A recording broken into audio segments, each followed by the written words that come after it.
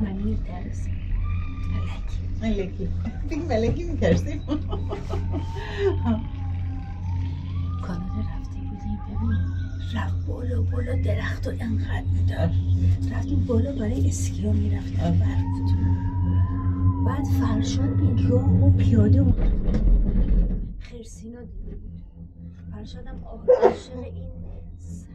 چیزاست مثل شعاره دیگه اونم میخونه پیاده رفته بود بالا پله بوده اینا رفته بود خرسینا دیده بود ولی ما با تله رفتیم. خیلی مونده برسیم. نه هنوز حالا بخور ای خنده تو دورترین خاطره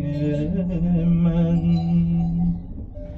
دیدار تو نایابترین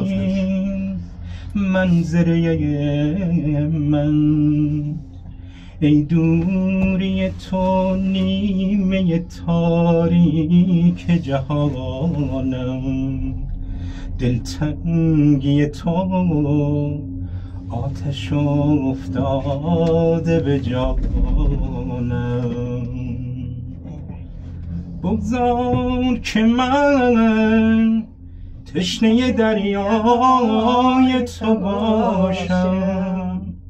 مجنون تو و دیده شیدای تو باشم بگذار پس از این همه دلتنگی و دوری چون آینه در حال تماشای تو باشم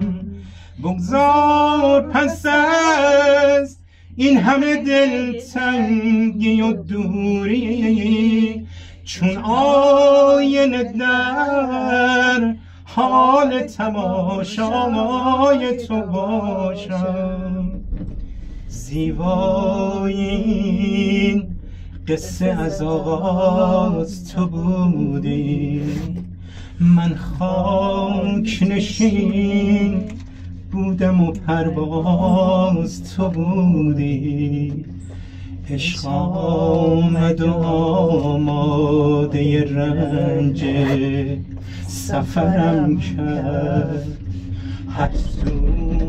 که دویدم به تو نزدیکترم کرد بگذار که من تشنه دریای تو باشم مجنون تو و دیده شیدای تو باشم